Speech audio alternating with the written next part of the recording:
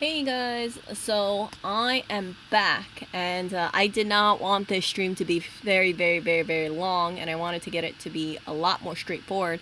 So I did not read live chat on the previous one because, if it takes me about X amount of minutes to go through a whole thing, imagine how long it would have been if I did live chat. So I'm going to get to live chat after I speak about this stuff, and hopefully this should only be about 15 minutes. I'm going to address points that we saw in my previous live chat. So if you guys are reading this, just hold off for a little bit. I'm going to read live chat afterwards, okay? So I spoke about this, it cut off right here, amazing facts about fur. I do recommend checking out this website. I like it because even though it does seem very pro fur, they do talk about the details about why people have certain furs, why people wear this, and they give a lot more background information. I do appreciate this website a lot for that. So you guys can check it out over here. They were talking about nature's raincoat, which is sealskin. So this is considered to be an ideal skin for certain things because it is light, it's durable, and it resists wind, it repels rain, and it allows it to breathe, and it's also virtually waterproof, so it's used to skin kayaks over here, right? They use it for mittens, they use it for boots, they use it for a lighter parka. Of course, as I mentioned to you guys, you cannot import this stuff into the United States. I can't buy it online. But there does seem to be a workaround, which is to, where is it? If you go to an Inuit community and you get an expensive sport hunting package, you can get the clothing included, and you can get a parka and things like that. If you do want to get a caribou parka and pants, and I don't know what a hammock is, mittens, all this stuff, expect to pay over $1,500. However, you guys know that this stuff will keep you very warm. Now, they did talk about this, and I do appreciate this part. They talked about the bans, and as I mentioned in my previous stream, this stuff, the seals are not endangered. They are considered to be least concern, okay? This is for the International Union for Conservation of Nature, IUCNs. However, the reason why they are not open to exporting this out to the United States and the European Union is because of the animal rights people, right? When you have groups like PETA telling people, oh, look at what's happening to the seals. Are you against the seals being killed? Then here, support this petition. It is easy for people to support this stuff when they do not live in Alaska or Canada themselves. And the winters are probably not as harsh as it is in Alaska and Canada. So, for instance, right, if you are living in Hawaii, it's going to be a lot easier for you to support a seal ban because you're not affected by it. And a lot of people, I feel like when they look into this stuff, they're not looking deep down to see, okay, let's figure out why people are hunting seals. Let's figure out, is it because of the money or is it because they're actually utilizing the seal here? See? So this is the stuff that they're talking over here, and you guys can read it. I do recommend. You guys don't have to listen to what I'm saying, but do your research. Figure out, why are these seals being hunted? Figure out, is the seal meat actually being utilized? And from what I'm reading, the Inuits are not hunting the seals because they just want to sell the pelts, because again, they can't export it. They're doing it because they're eating seal anyway. So let's talk about sealskin boots over here. This is Fur Canada, out of stocks, $530. Look at this. So it's rated to negative 40 degrees Celsius. Now, I know what people are going to say. Erica, what's so good about these sealskin boots? You can just buy a synthetic. You can buy a Columbia Ice Maiden boot, and it'll be about, negative 32 degrees Celsius. Yeah, you're right. But the thing is that the materials that they're using is from the land, right? They're hunting these seals. Some people are eating the meat, and then they use the pelts to be a leather for this kind of boot. Just sharing this to you guys because this is not a trendy boot. This is just being used because it is around. If you are living off the land, you don't want these warm pelts to be going to waste. And let's talk about this stuff over here, right? Discovering the crafts work of seal skin. Oh, before I talk about that, let's move over here. Oh, wait, no, here we go. So there is a small business that makes sealskin products over here.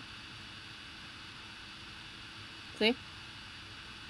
You can see this is a small little business. This is not a big factory or anything like that. So they make mittens and slippers for tourists, and then larger designs that are popular with the locals over here. They talk about seal hunters.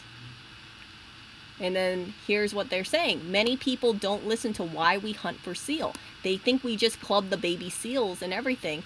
I hope they understand why we do it. We do it so we can live. And they say that they use all the seal, not just the skin. We don't hunt it for the skin. It's a byproduct for us.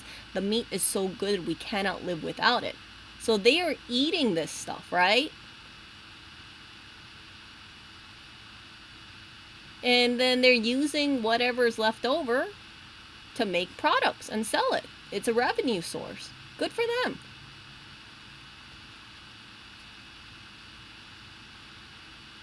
And look at this. They get tourists in the summertime, and then sometimes the tourists ask for magnets and t-shirts.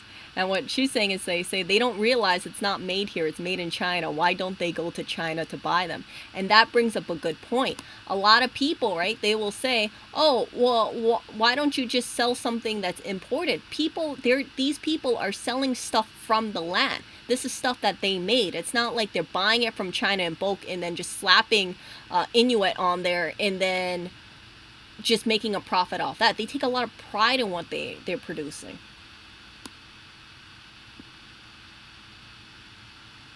See? And then they also talk about how hard the sewing is on their bodies. They have to make this stuff by hand. They have to work with hunters and tanneries and as well. So it's not like this is a big business. This is like local artisans, and I truly support this stuff.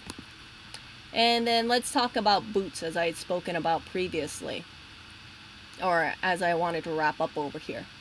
See, so there's this woman who's trying to teach people how to learn the craft of stitching a boot, because she found out that a lot of people didn't know how to do this. And a lot of this stuff, right? The waterproof stitch, the black bottom boot stitch is basically lost. It's like our language. The skill wasn't passed on, unfortunately. So in order for this to continue onwards, in order for these people to produce the boots, she wants to make sure people remember how to make this stuff, so that way generations moving forward, they can produce more boots. And I think it's important for this because it's like, you figure multiple generations of people knew how to make this boot, but then after a while, when you got into importing and buying things online, a lot of people, they're disinterested. They're saying, why should I learn how to repair a boot when I can just buy one online or just, get one from China? And these people, right, they take a lot of pride in living off the land. So you see the boot? See, so she has to replace the soles on her boot. And then she talks about how comfortable it is and things like that. This is a handmade item. This is stuff that is made in the community, and people should take a lot of pride into that. And just to have a Canadian news website talk about making these boots and preserving the tradition, I think it's a beautiful thing. I hope that they show this stuff on YouTube. However, I will probably venture off to say that if they do this stuff, then you will have people say, why are you hunting seals? Why are you making your own boot? Why don't you use a synthetic? Why don't you just get a fake leather boot and just import it from China, because that's more environmentally friendly than this. But truly, right? What's more environmentally friendly is stuff that you harvest from the environment, stuff that can naturally decompose. And this is where people fall short on it, because they don't realize that this is natural materials. This is stuff that you're preserving the culture and preserving tradition by having people learn this stuff. My fear is that in the future, and I already see it now, right? People are vilifying the Inuits because they're saying, oh, these people are so backwards with the time. Why don't they just move off to the 21st century? Why do they want to do this stuff, right? Just like, don't think about it. Just buy the stuff, take pride that it's a synthetic, and then when you're done with it, just chuck it into the landfill. And that's the wrong kind of thinking. I will always be very much pro environmentally sustainable materials and pro repair than just, oh, I bought a vegan boot and oh, it's broken, so I'm gonna throw it away, but I will pat myself on the back because it's vegan leather. You know, vegan stuff, it's petroleum based, it's plastic based, so it will take upwards of like 500 to 1,000 years to decompose. Versus this boot, I can almost guarantee you chuck this stuff, into the ocean or something, depending on what the material is made out of, the thing will decompose. Right? You bury this on the ground, throw it in a compost pile, because it's natural skins, it should decompose. Now, I don't know what the soles is, but I think it looks kind of degradable. Maybe it's rubber, maybe it's, I don't know, but it's more environmentally sustainable than a bunch of plastic and a bunch of glue put together. So, I don't know if I spoke to you guys about it, but I do also want to talk about this as well. Yeah, so I think I spoke to you guys about, people using, this like 96-year-old seamstress here. You guys can check it. I don't know exactly what cut off. I think I went in order. But like, for instance, right, this is a 96-year-old woman, Inuit. You can see what she's doing. She's doing her own stuff. She's teaching people how to make this stuff. She wants to keep traditional clothing alive. And it's great. 96-year-old woman still skinning an animal. And then they also preserve all this stuff, right? See that? She's teaching the youth. Like, this woman should live a long, healthy life.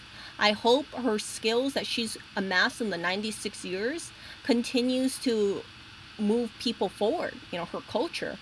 And this is what she was saying. Traditional clothing can be helpful for the future of our youth to make sure their brains are being used for what it should be, not for drugs and alcohol. It's true. If you're busy sewing your own clothes, being, living off the line, you're not going to have time to party so much. You're going to be more level-headed and more grounded with your community versus, oh yeah, I'm just going to go and buy this stuff off Amazon.com. See? And I really hate it when people just they don't think about all these elders and all the knowledge that they had inside of their head, and this stuff needs to be documented. I don't care about what PETA says. PETA's gonna be saying, well, okay, well, you want to have traditional clothing, don't care about that stuff. That stuff is terrible. But she is a lot more eco-friendly than people who are importing acai from the Amazon, right? Look at all this stuff. And then you also have a community of people who come together and they're sewing. They're sewing and they're coming together to make sure that they're repairing things and making handiwork and sharing their skills with future generations. And I shared with you guys this thing as well, I believe. See? The roadkill stuff.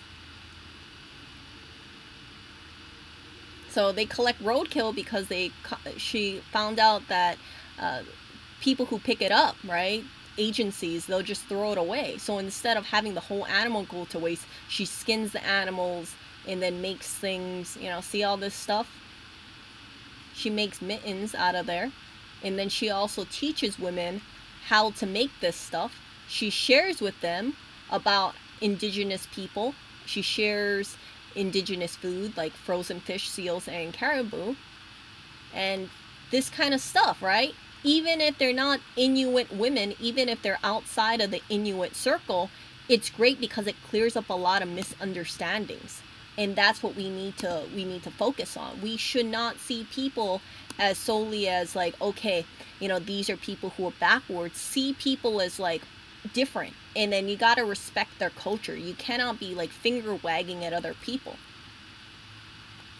And see this? People think we're garbage pickers. No, we just learn how to survive without being dependent on something or without spending thousands of dollars for something we can do ourselves. So good, good for this woman, and good on Canadian news talking about